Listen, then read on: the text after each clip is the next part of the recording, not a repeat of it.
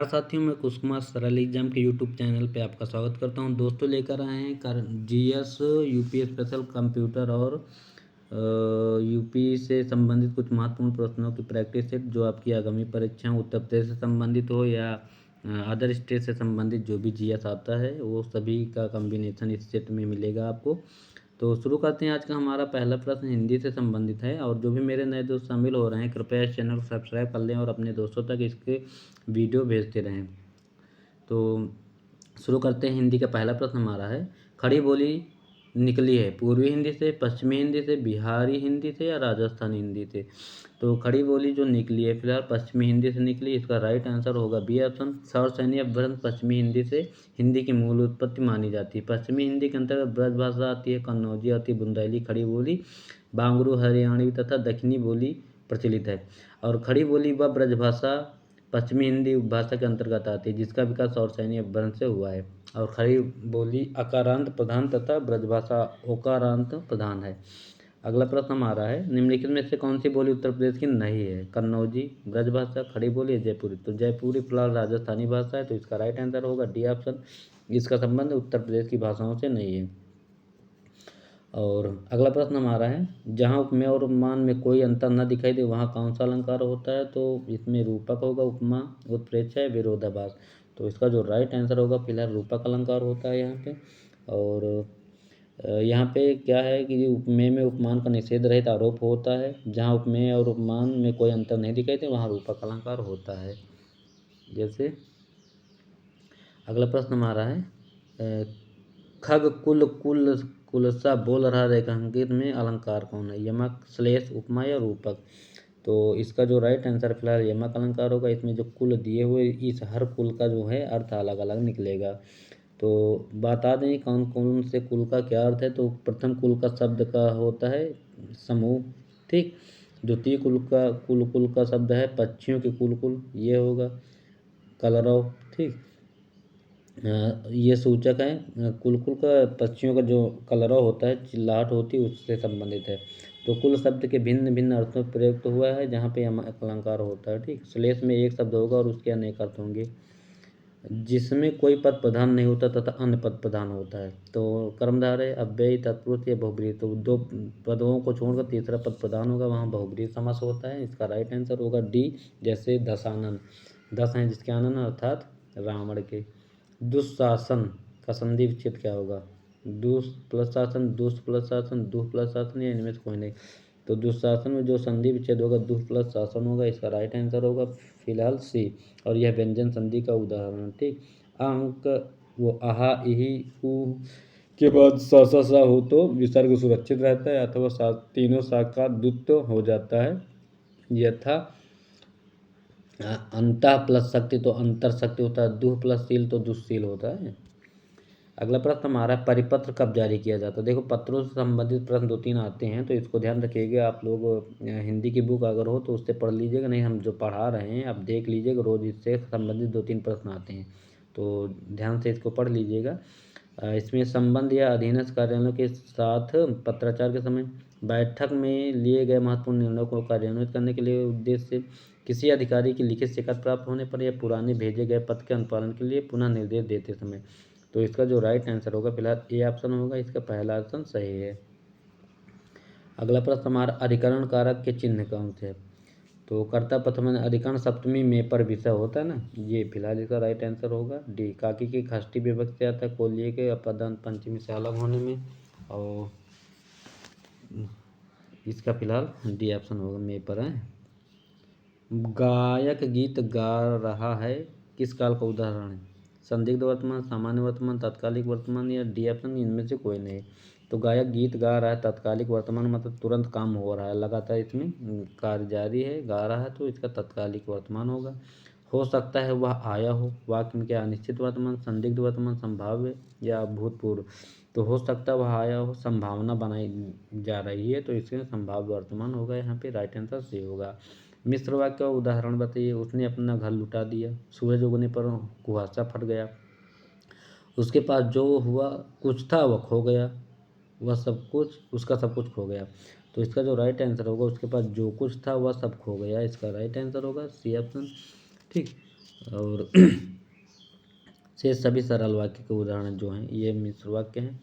अगला प्रश्न हमारा है, संयुक्त क्रिया का उदाहरण कौन सा वाक्य है? रस्सी जल गई, सीमा पढ़ रही है, तुम प्रतिदिन पढ़ने आया करो, बच्चा सोता है। तो इसका जो राइट आंसर होगा, तुम प्रतिदिन पढ़ने आया करो, ये होगा संयुक्त का। संयुक्त क्रिया में पहली क्रिया प्रधान होती है और दूसरी उसके अर्थ में विशेषता उत्पन्न करती है। ठीक। अगला प्रश्न हमारा, निष्पक्ष उपन्यास किस लेखक की कृति है? राजी सेठ, शिवानी कृष्णमूर्ति, अमृता प्रीतम की। तो यह फिलहाल राजी सेठ की है। ठीक। अन्य कृतियों की बात करें तो खाली लिफाफा, गमे हयात, हयात ने मारा तथा तत्सम, ये सब राजी सेठ की है। अगला प्रश्न हमारा है, बिल्ली को पहले ही दिन मारना चाहिए था का अर्थ? जिस व्यक्ति के आश्रय में रहना उसी को हानि पहुंचाना। रौ पहले ही दिन पड़ता बाद में नहीं। बुरा समय आते ही सचेत होना चाहिए। भय का शमन शुरू में ही कर देना चाहिए। तो इसका जो सही जवाब है फिलहाल भय का शमन शुरू में ही कर देना चाहिए। इसका डी आंसर शुरू राइट हो गए। शेष विकल्प असंगत इससे हैं। इसमें विलोम के देश से सही योग में बताना। अधिष्ठित का प्रतिष्ठित, आस्थक विश्वास, असूयक अनसूयक, प्रमुख का विमुख।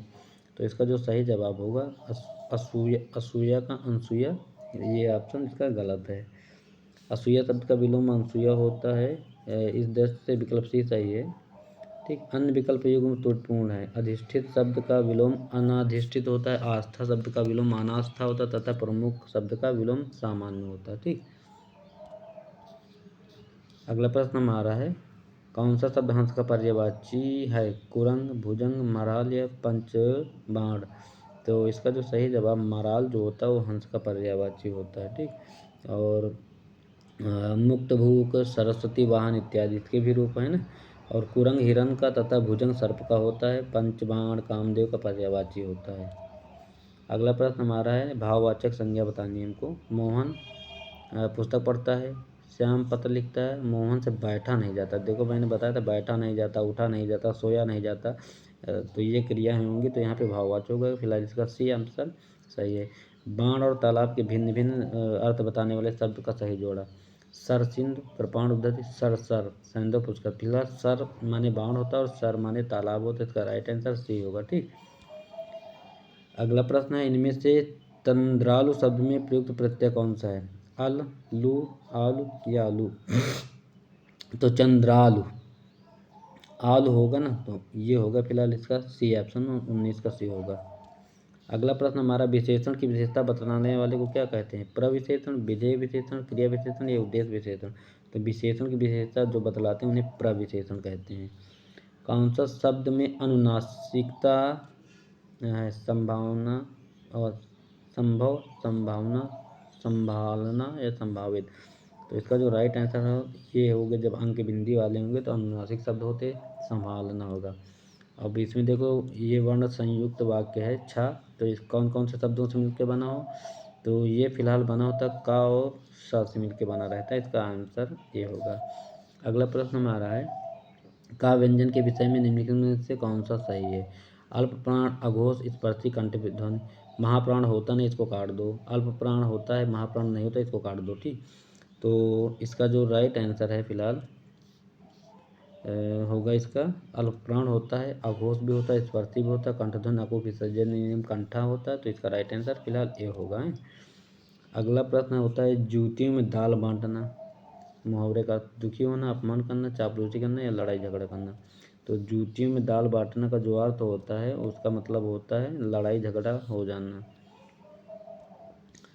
इसमें बताना है, अरे तू आ गए। इसमें अरे के बाद कौन सा चिन्ह प्रयोग किया गया? विस्मयबोधक, योजक, प्रश्नवाचक या पूर्ण विराम।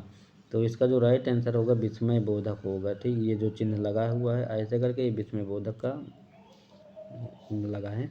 अब इसमें दिया है अपठित गद्यांश दिया है, इससे संबंधित 4-5 क्वेश्चन है, तो इसको हम पढ़ लेते हैं पहले गद्यांश को। प्रेम की भाषा शब्द रहित है। नेत्रों की, कपालों की, मस्तक की भाषा भी शब्द रहित है। जीवन का तत्व भी शब्द से परे है। सच्चा आचरण, प्रभावशील, अचल, स्थिर, संयुक्त आचरण न तो साहित्य के लंबे व्याख्यानों से गढ़ा जा सकता है या न वेद की श्रुतियों के मीठे उपदेश से या न अंजील से या न कुरान से या न धर्म चर्चा से या न केवल सत्संग से। जीवन के अरण्य में घुसे हुए पुरुष के हृदय पर प्रकृति और मनुष्य के जीवन के मौन व्याख्यानों के यत्न के सुनार के छोटे हथौड़े की मंद मंद चोटों की तरह आचरण का रूप प्रत्यक्ष होता है। अब इससे संबंधित देखो प्रश्न दिया हुआ है, प्रेम की भाषा क्या है? अर्थ रहित, भाव रहित, ज्ञान रहित या शब्द रहित? तो प्रेम की जो भाषा है फिलहाल वह शब्द रहित होती है। इसका राइट आंसर होगा डी। अरण्य का अर्थ शाब्दिक क्या होता है? अरण्य माने फिलहाल जंगल होता है। ठीक, अरण्य और विपिन जंगल के पर्यायवाची होते हैं। इसका राइट आंसर होगा बी। और यत्न से आशय क्या है? भाषण, रत्न, प्रयास या परिश्रम? तो यत्न का जो आशय होता है फिलहाल वो होता है प्रयास करना। ठीक, और गद्यांश में किसकी महिमा का वर्णन हुआ है? तो आचरण का, प्रेम का, जीवन का या वेद का? तो इसमें फिलहाल हुआ है आचरण का। अगला प्रश्न हमारा, गद्यांश का उपयुक्त शीर्षक बताइए। प्रेम की भाषा, जीवन का अरण्य, सच्चा आचरण या मौन व्याख्यान? इसका जो राइट आंसर फिलहाल सच्चे आचरण की बात हुई है इसमें। मुस्कान, हंसी, ये फिलहाल रीजनिंग के क्वेश्चन है। अगला प्रश्न हम देखते हैं जीएस से संबंधित। तो जीएस से संबंधित 46 नंबर, 45 46 होगा ना, 46 नंबर देख रहे हैं, जीएस से संबंधित है। बक्सर के युद्ध के बाद ईस्ट इंडिया कंपनी मुगल सम्राट को प्रति वर्ष कितने रुपए भुगतान करती थी? 82 लाख, 26 लाख, 44 लाख या 68 लाख? तो इसका जो राइट आंसर होगा फिलहाल, बक्सर के युद्ध कब हुआ था? तो 1765 में इसका युद्ध हुआ था। ठीक, क्लॉय ने मुगल बादशाह शाह आलम द्वितीय को इलाहाबाद की संधि के अनुसार हराया था। तो इसका फिलहाल राइट आंसर है 82 लाख, 26 लाख, 44 लाख और एक मिनट, इसका राइट आंसर होगा बी ऑप्शन 26 लाख होगा। ठीक, अगला प्रश्न, टीपू सुल्तान कहाँ का शासक था? टीपू सुल्तान फिलहाल मैसूर कर्नाटक का शासक था। ठीक, सिपाही विद्रोह कब हुआ था? तो सिपाही विद्रोह हुआ था 1857 में मेरठ में। ठीक, इसका राइट आंसर 1857 होगा। अगला प्रश्न हमारा है, गन्ने के उत्पादन से संबंधित प्रश्न दिया हुआ है। तो भारत में कुल गन्ना उत्पादन का कितना प्रतिशत उत्तर प्रदेश में पैदा होता है? तो इसका जो राइट आंसर है फिलहाल 25 से 40 से, ये ऑप्शन डी हो गए थे, 25 से 40% यूपी में गन्ना उत्पादन होता है। ठीक, और महाराष्ट्र में होता है 44%। अगला प्रश्न हमारा, भारत में आमों का सबसे बड़ा उत्पादक? तो आम सबसे ज़्यादा बिहार, गुजरात, महाराष्ट्र या उत्तर प्रदेश? तो आम का सबसे बड़ा उत्पादक जो राज्य है वो उत्तर प्रदेश है। ठीक, मलिहाबादी आम लखनऊ का फेमस है। उसके बाद आंध्र प्रदेश, फिर कर्नाटक आएगा। 50 के बाद 51 नंबर, ललित किसकी एक उत्तम किस्म है? पपीता, अमरूद, आम या संतरा? तो ललित जो है वो फिलहाल अमरूद की है। ठीक, अमरूद के अन्य किस्में बता दें तो इलाहाबादी, सफ़ेदा और सरदार, लखनऊ 49, इलाहाबादी, सुरखा या श्वेता, ये अमरूद की ही फसलें हैं। अगला प्रश्न हमारा, किसानों को लाभ पहुंचाने के लिए प्रधानमंत्री बीमा योजना कब शुरू की? बाढ़, किसान, फसल या खाद्य फसल? तो किसानों को लाभ पहुंचाने के लिए 13 जनवरी 2016 को इसकी शुरुआत की गई। इसके अंतर्गत किसानों को खरीफ फसल के लिए 2% प्रीमियम और रबी फसल के लिए 1.5% प्रीमियम का भुगतान हुआ है। इसका राइट आंसर सी होगा। सामान्यतया किसान क्रेडिट कार्ड निम्न में से किसके द्वारा निर्गत नहीं होगा? नाबार्ड है, व्यापारिक बैंक या क्षेत्रीय ग्रामीण बैंक? तो क्रेडिट कार्ड की योजना जो है फिलहाल 1998 से 99 के बीच में शुरू हुई थी। ठीक, और यह किसानों की कृषि साख संबंधित समस्याओं के समाधान के लिए शुरू की गई। इस योजना का उद्देश्य किसानों की अल्पकालीन, मध्यकालीन तथा दीर्घकालीन वित्तीय आवश्यकताओं की पूर्ति करना है। किसान क्रेडिट कार्ड योजना को वाणिज्यिक बैंकों, क्षेत्रीय ग्रामीण बैंकों, लघु वित्तीय ग्रामीण बैंकों और सहकारी समितियों द्वारा निर्गत किया जाता है। अतः स्पष्ट है कि क्रेडिट कार्ड नाबार्ड द्वारा निर्गत नहीं होता है। ठीक, ये नाबार्ड किसानों को लोन देता है। अगला प्रश्न हमारा है, मध्याह्न भोजन कार्यक्रम के अंतर्गत मध्याह्न भोजन को पकाने, परोसने व उपभोग करने में स्वच्छता का ध्यान रखने के लिए जांच पड़ताल कितनी आवृत्ति पर करनी चाहिए? साप्ताहिक, पाक्षिक, दैनिक या त्रैमासिक? तो इसका जो सही जवाब है फिलहाल, भारत सरकार के मानव संसाधन विकास मंत्रालय द्वारा स्कूल शिक्षा एवं साक्षरता विभाग ने मध्याह्न भोजन, जिसका पीएम पोषण नाम हो गया है, इसकी निगरानी के लिए स्पष्ट है कि जिसके तहत मध्याह्न भोजन पकाने, परोसने के लिए स्वच्छता पर ध्यान रखने के लिए जांच पड़ताल दैनिक करनी चाहिए और रोज़ करनी चाहिए। ठीक, पता लगे हफ्ते में पता नहीं क्या खिलाओ और रोज़ इसकी जांच जरूरी है ना। गति जो कुछ समय के बाद खुद को दोहराती है उसे क्या कहते हैं? सीधा, आवधिक, एक समान या गैर एक समान। तो वह गति जिसमें कोई वस्तु अथवा लोलक एक निश्चित बिंदु पर एक निश्चित अंतराल पर एवं पथ पर अपनी गति को दोहराता है उसे आवधिक गति कहते हैं। ठीक, इसका राइट आंसर होगा बी। BARC बार्क कहाँ स्थित है? श्रीनगर, ट्राम्बे, पुणे या हैदराबाद। तो ये फिलहाल जो है भाभा परमाणु अनुसंधान एवं मुंबई ट्राम्बे में है। इसका राइट आंसर होगा बी, महाराष्ट्र में। भाई, भारत सरकार के परमाणु ऊर्जा विभाग के अंतर्गत नाभिकीय विज्ञान एवं अभियांत्रिकी तथा अन्य संबंधित क्षेत्रों में बहुविषयीय अनुसंधान केंद्र हैं। विद्युत चुंबक किससे तैयार होता है? नरम लोहा, इस्पात से, कोबाल्ट या पीतल से। फिलहाल विद्युत जो चुंबक होता है वो लोहा, नरम लोहा से तैयार होता है। भारत के उच्चतम न्यायालय की प्रथम महिला न्यायाधीश कौन थी? लीला सेठ, फातिमा बीबी, अन्ना चांदी या सुंदरा भंडारे। तो भारत की उच्चतम न्यायालय की जो प्रथम महिला न्यायाधीश फातिमा बीबी थी, जिनका अभी हाल ही में देहांत हो गया। ठीक, और लीला सेठ उच्च न्यायालय की प्रथम महिला हिमाचल प्रदेश की थी। अगला प्रश्न हमारा है, भारत के किसी राज्य के राज्यपाल की पदावधि कार्यकाल कितने दिनों के लिए होता है?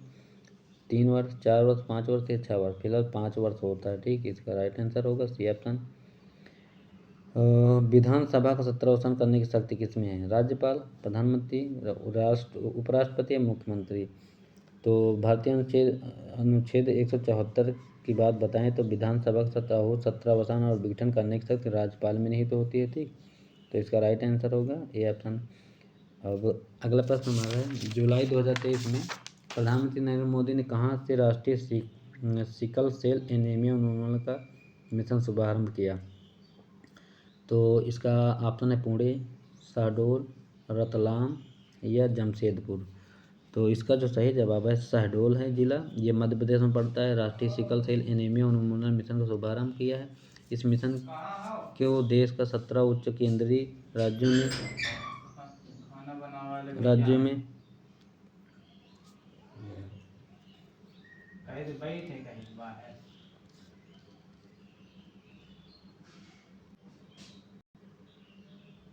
अगला प्रश्न हमारा है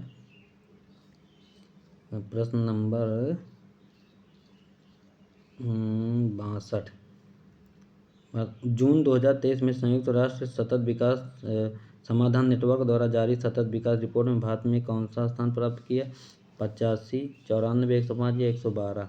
तो इसका जो राइट आंसर है फिलहाल 166 देशों में 112वां स्थान भारत का हुआ है और इस सूचकांक में फिनलैंड पहले और स्वीडन दूसरे स्थान पे है। ठीक, अगला प्रश्न हमारा है, जुलाई 2023 में भारतीय नौसेना के किस युद्धपोत को उपहार स्वरूप वियतनाम को सौंपा गया? INS विक्रांत, INS कृपाण, INS निर्भीक या INS विराट।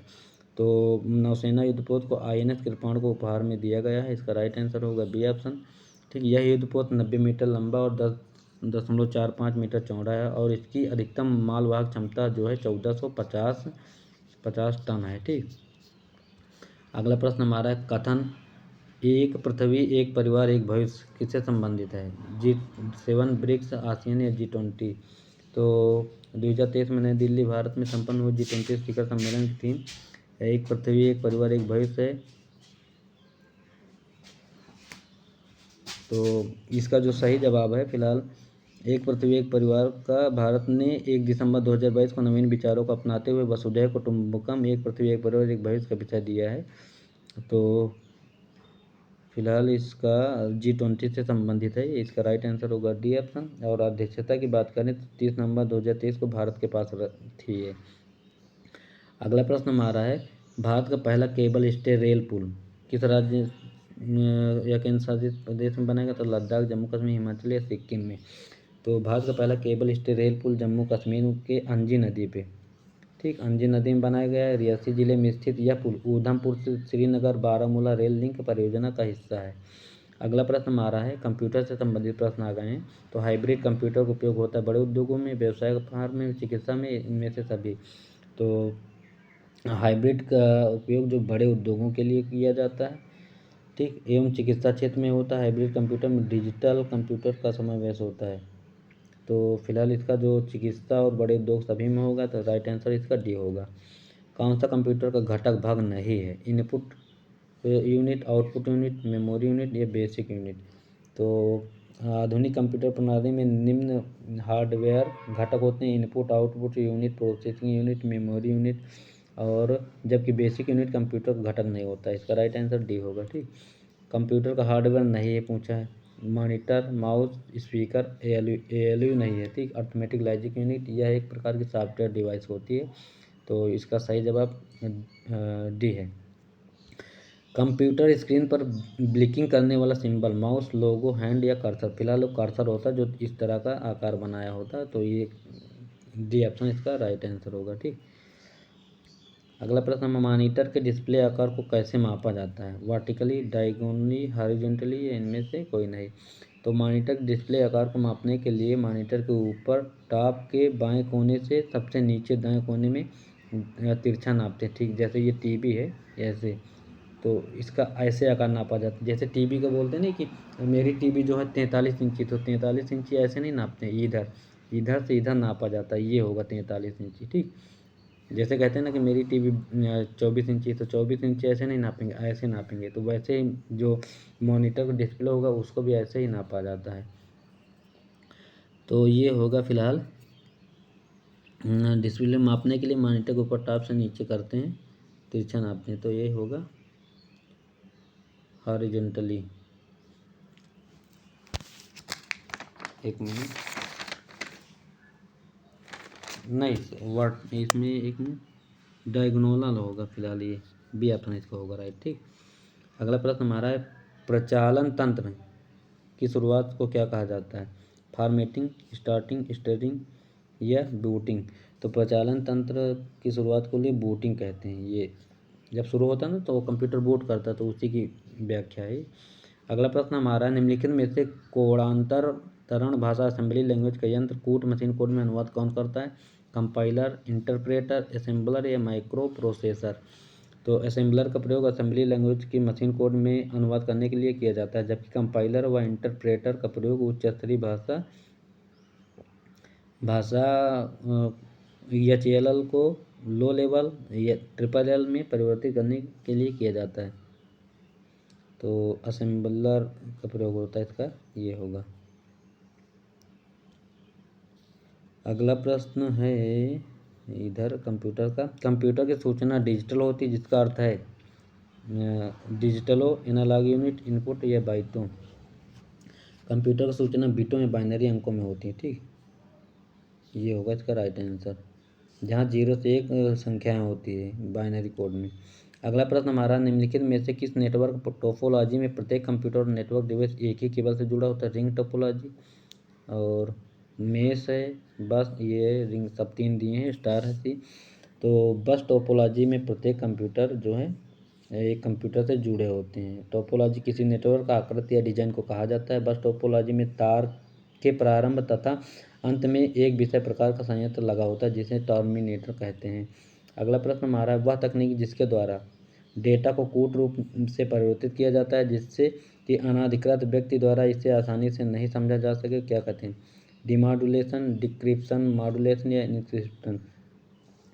तो वह तकनीक जिसके द्वारा डाटा कूट कोडित फॉर्म में परिवर्तित कन्वर्ट किया जाता है जिसके अनाधिकृत व्यक्तिगत द्वारा इसे आसानी से नहीं समझा जाता, इंक्रिप्शन कहते हैं। ठीक, इसका राइट आंसर होगा डी। अगला प्रश्न हमारा है 76 नंबर, वेबसाइट के संदर्भ में नेट का अर्थ क्या होता है? नेशनल, न्यू, नेटवर्क या नैनो। तो नेट डोमेन का एक नेटवर्क होता है। ठीक, ये इसका सी ऑप्शन होगा। यह एक उच्च स्तरीय नाम है जो नेटवर्क के लिए प्रयुक्त किया जाता है, जबकि .com कॉमर्शियल व org ऑर्गेनाइजेशन को दर्शाता है। ईमेल आईडी निम्नलिखित में से किसकी मान्यता नहीं होती? बड़े अक्षर, रिक्त स्थान, डॉट या संख्यक अंक। तो ईमेल आईडी है जो फिलहाल उसका रिक्त स्थान की मान्यता नहीं देता। ठीक, इसका भी ऑप्शन होगा सही, जबकि अंग्रेजी के बड़े अक्षर और छोटे अक्षर, डाटा अंक ये सब मान्य है इसमें। अगला प्रश्न हमारा है, माइक्रोसॉफ्ट पावर पॉइंट 2016 में जूम डायलॉग बॉक्स में उच्चतम जूम 2 का मान है 200%, 400%, 500 या 300%। तो इसका जो राइट आंसर होगा फिलहाल 400% इसका मान है। ठीक, अगला प्रश्न हमारा, MS वर्ड में किसी डॉक्यूमेंट्स के सभी कंटेंट का चयन करने के लिए निम्नलिखित में से किस कीबोर्ड शॉर्टकट का उपयोग होता है कंट्रोल प्लस सी, आल्ट प्लस ए, आल्ट प्लस एल या कंट्रोल प्लस ए। तो कंट्रोल प्लस ए सभी टेक्स्ट कंटेंट्स को चयन करने के लिए होता है और कंट्रोल सी चयनित टेक्स्ट को कॉपी करने के लिए होता है। तो कंट्रोल प्लस ये होगा इसको। अगला प्रश्न हमारा, कंप्यूटर में वर्कबुक आमतौर पर किससे संबंधित है? MS Excel, Adobe Reader, MS PowerPoint या MS वर्ड। तो कंप्यूटर में वर्कबुक आमतौर पर MS एक्सेल से संबंधित है, ठीक, इसी पे काम किया जाता है। तो एक्सेल में डेटा को वर्कशीट में स्टोर किया जाता है। यह वर्कशीट वर्कबुक के ही अंदर होती है तथा वर्कबुक एप्लीकेशन विंडो के अंदर होती है। अगला प्रश्न हमारा है, मिलान करना है। अब इसमें यूपी स्पेशल से क्वेश्चन है, कनक भवन, कामदगिरी पर्वत, कालिंजर दुर्ग, देवा शरीफ। तो कनक भवन जो फिलहाल है अयोध्या में है, ठीक। देवा शरीफ बाराबंकी में पड़ता है, कालिंजर जो बांदा में पड़ता है, कामदगिरी पर्वत चित्रकूट पे। तो इसका राइट आंसर होगा 4 3 2 1 यानी 43 21 इसका राइट आंसर होगा। एक मिनट ये है 43 21, इसका राइट आंसर फिलहाल बी है, ठीक। अगला प्रश्न हमारा है, निम्नलिखित राज्यों में से किससे उत्तर प्रदेश सीमा नहीं लगती? राजस्थान के साथ, पंजाब के साथ, हरियाणा के साथ या उत्तर प्रदेश में से कोई नहीं। तो फिलहाल राजस्थान से भी लगती है, हरियाणा से लगती है, क्योंकि पंजाब से नहीं लगती क्योंकि उसके बीच में हरियाणा आ जाता है, इस वजह से पंजाब नहीं जुड़ता इससे। अगला प्रश्न हमारा है, उत्तर प्रदेश निम्नलिखित नगरों में से कौन से विरासत शहर विकास और वृद्धि योजना हृदय के अंतर्गत शामिल किए गए हैं? वाराणसी, मथुरा, प्रयागराज या अयोध्या।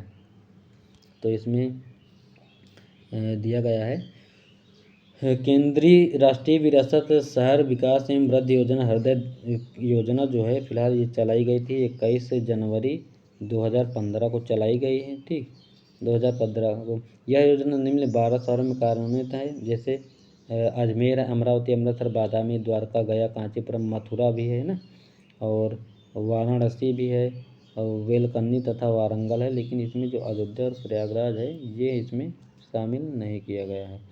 तो इसका राइट आंसर होगा 3 और 4। एक मिनट, वाराणसी, वेलकन्नी तथा वारंगल दिया गया है।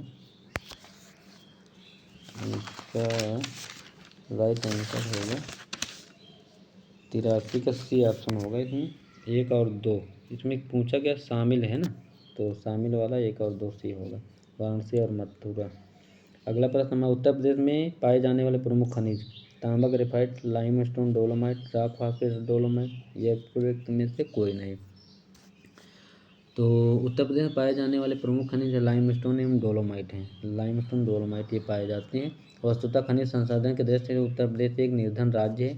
यहाँ देश के कुल खनिज उत्पादन का लगभग 1% खनिज प्राप्त होता है, ठीक। और डोलोमाइट मिर्जापुर, बांदा एवं सोनभद्र जिले में पाए जाते हैं। उत्तर प्रदेश चूना पत्थर के संचित भंडार की दृष्टि से देश का दूसरा सबसे बड़ा राज्य है। सीमेंट श्रेणी का चूना पत्थर मुख्यतः मिर्जापुर और सोनभद्र जिले में मिलते हैं। अगला प्रश्न हमारा है, संतरे की पैदावार कहाँ होती है? संतरा के लिए 7 से संतरा, 7 से सहारनपुर, जोड़ दो, फटाक से सी ऑप्शन लगा दो इसमें। इलाहाबाद में अमरूद होता है, लखनऊ में आम होता है और उन्नाव का पता नहीं क्या होता है। निचली गंगा नहर का उद्गम कहाँ है? बरेली, हरिद्वार, कानपुर या नरौरा। तो निचली जो गंगा नहर है ये नरौरा बुलंदशहर से संबंधित है, ठीक। और इस नहर को 1878 में निर्मित किया गया था। 1878 में निचली गंगा नहर की स्थापना हुई थी। और अगला प्रश्न हमारा, जनरथ नाम दिया गया है। उत्तर प्रदेश में ग्रामीण संचार को बढ़ावा देना, देश में यातायात सुविधाओं को बढ़ाने के लिए भारत सरकार द्वारा भारत तथा बांग्लादेश बस सेवा या उत्तर प्रदेश सरकार द्वारा प्रारंभ किए गए निम्न लागत AC बसों का। फिलहाल जनरथ जो है फिलहाल इसका संबंध तो है AC बसों के लिए, ठीक। इसकी में शुरुआत की बात करें तो अखिलेश सिंह यादव ने ड्रीम प्रोजेक्ट के तहत उत्तर प्रदेश सरकार द्वारा प्रारंभ किया था। AC बस सेवा है ये। और एक मिनट,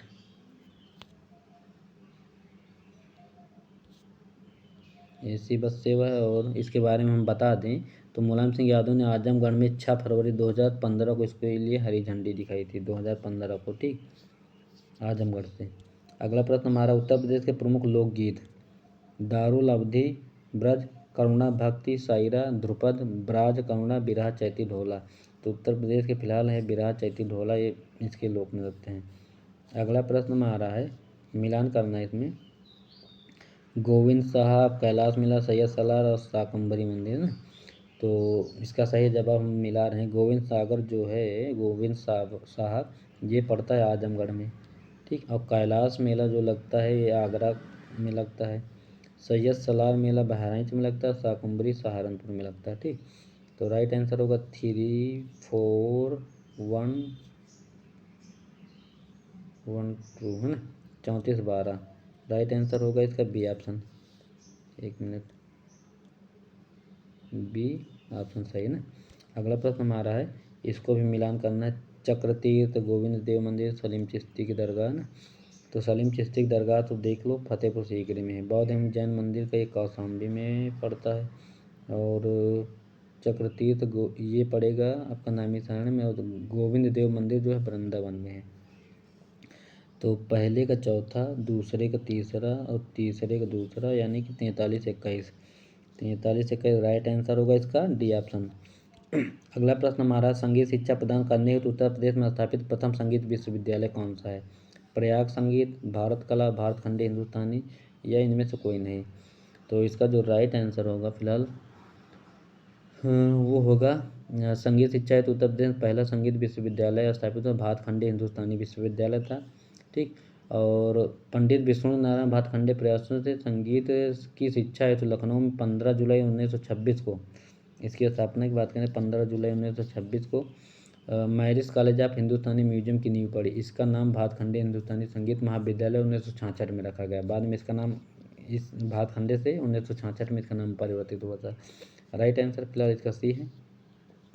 अगला प्रश्न हमारा है, अपने समय का चर्चित उपन्यास झीनी झीनी बीनी चदरिया के लेखक कौन? काशीनाथ, नीरजा जादव, अब्दुल्ला बिस्मिल्लाह का, या अजय मिश्रा। तो झीनी झीनी बीनी चदरिया के लेखक अब्दुल बिस्मिल्लाह हैं इसके। ठीक, यह उपन्यास बनारस बुनकरों के जीवन पर आधारित था। अगला प्रश्न हमारा है, सितंबर 2023 में पहले यूपी इंटरनेशनल ट्रेड शो 2023 का आयोजन कहाँ किया गया? तो 21 से 25 सितंबर 2023 के मध्य पहला UP international trade show 2023 India expo centre and mart greater Noida में किया गया है।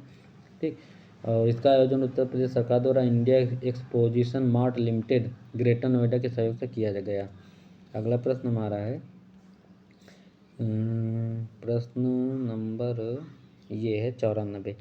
वर्ष 2023 में उत्तर प्रदेश में वृक्षारोपण जन अभियान 2023 के अंतर्गत प्रदेश में 2 चरणों में कितना पौधारोपण का लक्ष्य है? 20 करोड़, 25 करोड़, 30 या 35 करोड़। तो इसका जो राइट आंसर होगा फिलहाल ये 35 करोड़ इसका राइट आंसर। ठीक, वृक्षारोपण 2023 के अंतर्गत वृक्षारोपण का लक्ष्य रखा गया है। प्रदेश सरकार लक्ष्य 2026-27 तक प्रदेश में कुल हरित क्षेत्र को बढ़ाकर 15% करना है। ठीक, अभी तो 9 है, फिलहाल 15 करना है। उत्तर प्रदेश में किस शहर में नाथ कॉरिडोर विकसित है? गोरखपुर, बरेली, रायबरेली या मुरादाबाद। तो नाथ कॉरिडोर फिलहाल बरेली शहर में स्थापित काशी विश्वनाथ कॉरिडोर को अयोध्या के राम जन्मभूमि के तर्ज पर विकसित किया जाएगा।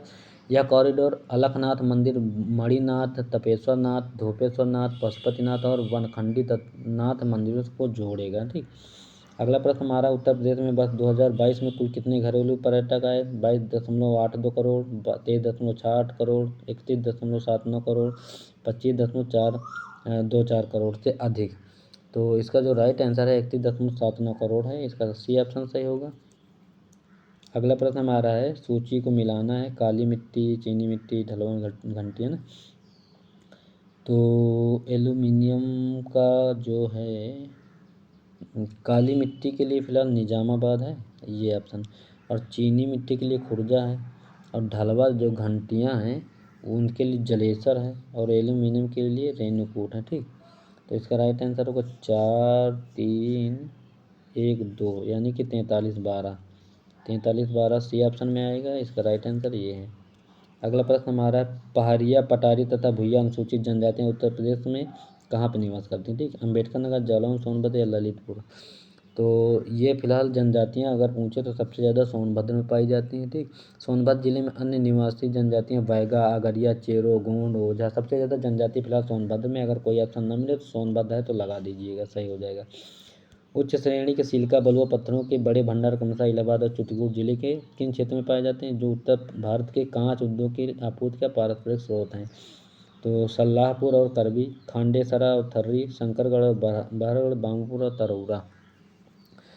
तो बलुआ पत्थरों के बड़े भंडार क्रमशः इलाहाबाद और चित्रकूट जिले में शंकरगढ़ और बरगा में पाए जाते हैं। ठीक, इसके साथ ही इलाहाबाद और प्रयागराज के लोहरगढ़ आदि क्षेत्र में भी इस प्रकार के खनिज पाए जाते हैं। यह उत्तर भारत के पारंपरिक कांच उद्योग के लिए ज़्यादा महत्वपूर्ण है। अगला प्रश्न और अंतिम प्रश्न हमारा है, किस जानवर की रक्षा के लिए हस्तिनापुर वन्यजीव अभयारण्य स्थापना 1986 में की गई? लाल पांडा, जंगली भैंस या बाघ या दलदल हिरण? तो 1986 हस्तिनापुर वन्यजीव अभयारण्य दलदल हिरण की संरक्षण के लिए बनाया गया है। 12 सिंगा जानवरों की रक्षा के लिए स्थापित किया गया है। तो इसका राइट आंसर होगा डी। तो ये थे आज के हमारे 100 महत्वपूर्ण प्रश्न जो आपकी आगामी परीक्षा के लिए महत्वपूर्ण है। और उम्मीद है कि यह क्लास आपको पसंद आई होगी, और पसंद आई है तो सभी लोग कृपया इस क्लास को लाइक करना ना भूलें और अपने दोस्तों के साथ शेयर करते रहिए। और जो भी मेरे नए दोस्त इसमें शामिल हो रहे हैं वो सभी क्लास को सब्सक्राइब कर लें चैनल को। और पीडीएफ से जुड़ने के लिए आपको हम बता दें कि सरल एग्ज़ाम जिस नाम से ये चैनल है उसी नाम से टेलीग्राम चैनल है, आप लोग उसमें जुड़ सकते हैं, जिससे आपको ये वाली पीडीएफ और सुबह करंट अफेयर वाली सारी पीडीएफ आपको रोज़ाना मिलती रहेगी। तो तब तक के लिए धन्यवाद और पढ़ते रहिए सभी लोग। बाय। आगामी परीक्षाओं के लिए बेहतर तैयारी करते रहिए। बाय।